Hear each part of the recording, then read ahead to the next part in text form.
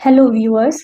आज से हम स्टार्ट कर रहे हैं इंडियन ज्योग्राफी, जो हम एमसीक्यू के थ्रू करेंगे। यहाँ पे हम एनसीईआरटी बेस्ड क्वेश्चन प्रैक्टिस करने वाले हैं, जो UPSC and other PSC exam के लिए काफ़ी इंपॉर्टेंट है। चलिए शुरू करते हैं। तो फर्स्ट क्वेश्चन है, with reference to location and expanse of India consider the following statement.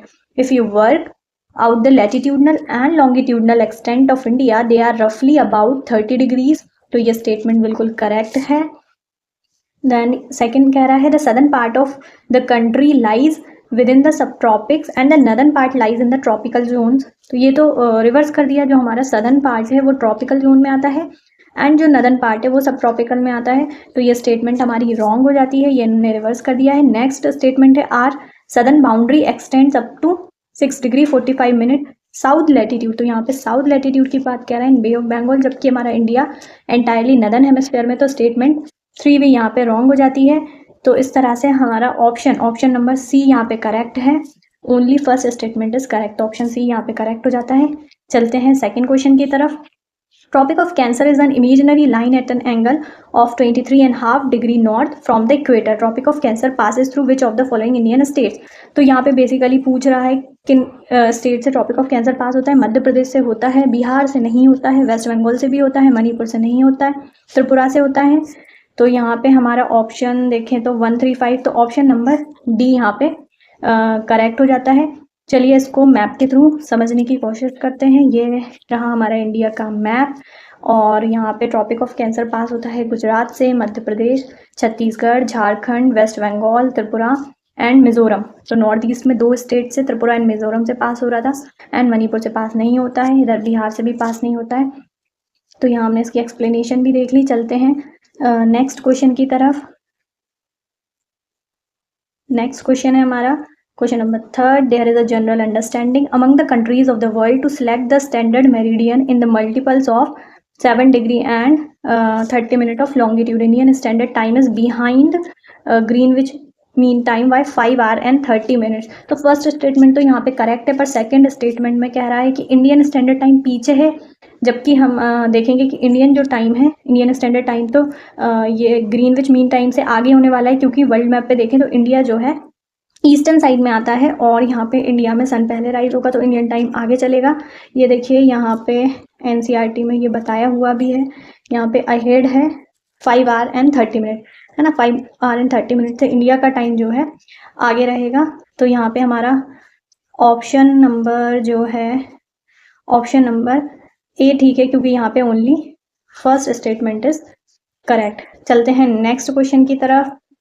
Question number 4 ये है, इसमें फर्स्ट स्टेटमेंट कह रहा है, the term Indian subcontinent include the countries Afghanistan, Pakistan and India, and Sri Lanka and Maldives are 2 island countries located in Indian Ocean which are neighbours. तो second statement तो completely true है, लेकिन फर्स्ट स्टेटमेंट में अफगानिस्तान इंडियन सब कॉन्टिनेंट का part नहीं यहाँ पे, क्योंकि एनसीईआरटी में जो है अफगानिस्तान को मेंशन नहीं किया है।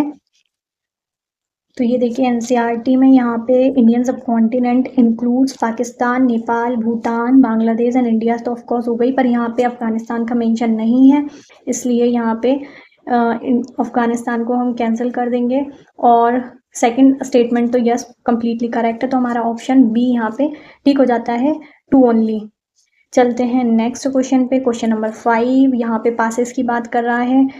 जो खेवर पास है, कह रहा है पाकिस्तान एंड ईरान के बीच में है। बोलन पास को गेटवे ऑफ इंडिया कहते हैं। सिपकीला से इंडस रिवर यहाँ पे आएगी, नाथुला में सिक्किम एंड तिब्बत के बीच में। तो देखो फर्स्ट जो है खैबर पास पाकिस्तान एंड ईरान के बीच में, ये हो जाता है रॉन्ग, ये अफगानिस्तान के साथ है। बोलन पास को गेटवे ऑफ इंडिया कहते हैं, ये बिल्कुल करेक्ट है।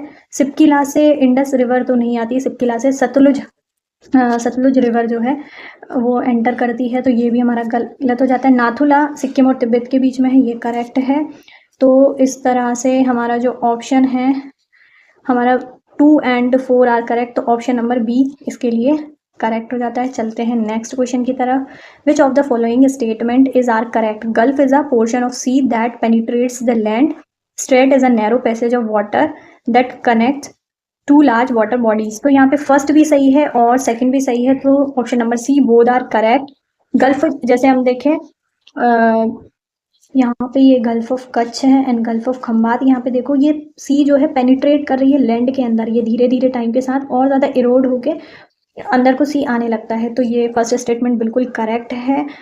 और चलिए हमने इसका एक्सप्लेनेशन भी देख लिया, चलते हैं नेक्स्ट क्वेश्चन की तरफ। तो नेक्स्ट क्वेश्चन हमारा है consider the following statement regarding IST. Indian Standard Time is the time zone observed throughout India and IST meridian passes through 8 state. तो यहाँ पे कह रहा है कि ये 8 स्टेट से पास होता है, तो ये रॉन्ग है। अभी हम इसको मैप पे देखने वाले हैं। एंड यहाँ पे it does not take into account daylight saving time along with other seasonal factors. तो ये सेकंड स्टेटमेंट तो करेक्ट है, लेकिन फर्स्ट स्टेटमेंट जो है यहाँ पे रॉन्ग है।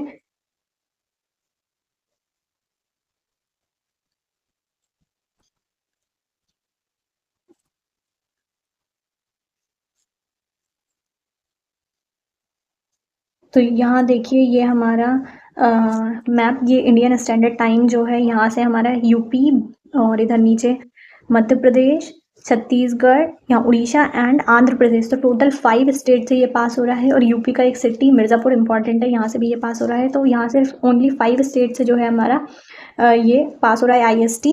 और यहाँ इस क्वेश्चन में कह रहे हैं कि ये जो है 8 स्टेट से पास होता है। तो ये हमारा फर्स्ट स्टेटमेंट यहाँ पे रॉन्ग हो जाता है, इसलिए ऑप्शन यहाँ पे अच्छा थर्ड स्टेटमेंट भी है। थर्ड स्टेटमेंट कह रहा है कि इंडियन स्टैंडर्ड टाइम जो है ग्रीनविच मीन टाइम से 5 मिनट 30 आवर जो है अहेड है। तो यहाँ पे बिल्कुल सही कहा है, अहेड है। तो हमारा second and third statement are correct. तो ऑप्शन नंबर डी यहाँ पे करेक्ट हो जाता है। चलते हैं नेक्स्ट क्वेश्चन की तरफ। Consider the following statement about gulf of Mannar.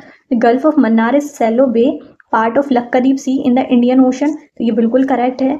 The Thamirabarani river of south India and Aru river of Sri Lanka drain into gulf of Mannar. ये भी करेक्ट है, हालांकि ये NCERT में डायरेक्टली 11th क्लास में मेंशन नहीं है। The Gulf of Mannar is home to thousands of species of flora and fauna and is as one of the richest coastal region in India। ये correct है। और हमने देखा कि गल्फ ऑफ मन्नार जो है बायोस्फीयर रिजर्व भी यहाँ पे डिक्लेयर किया गया है। काफ़ी ज़्यादा यहाँ पे बायोडाइवर्सिटी है। तो ये हमसे पूछ रहा था करेक्ट स्टेटमेंट। तो तीनों ही स्टेटमेंट यहाँ पे करेक्ट हैं। तो ऑप्शन नंबर डी यहाँ पे हमारा करेक्ट हो जाता है। एंड आज के लिए लास्ट क्वेश्चन, चलिए इसे भी देख लेते हैं। Consider the following statement regarding Palk Strait. Palk Strait connects Bay of Bengal in the north east with the Palk Bay and connects the Palk Bay to Gulf of Mannar in the south west. तो यहाँ पे ये statement भी बिल्कुल correct है। इसको भी हम मैप पर देखने वाले हैं। It has chain of low islands and reef that makes it difficult for large ships through it. ये भी करेक्ट है। तो ऑप्शन नंबर सी यहाँ पे करेक्ट हो जाता है। चलिए इसको मैप के थ्रू देख लेते हैं।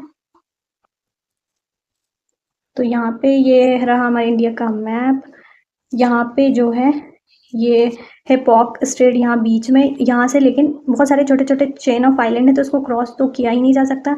यहाँ पे राम सेतु भी है। और ये रहा हमारा ये बे ऑफ बंगाल था, नीचे यहाँ पे गल्फ ऑफ मन्नार है। इन दोनों को कनेक्ट ये करता है।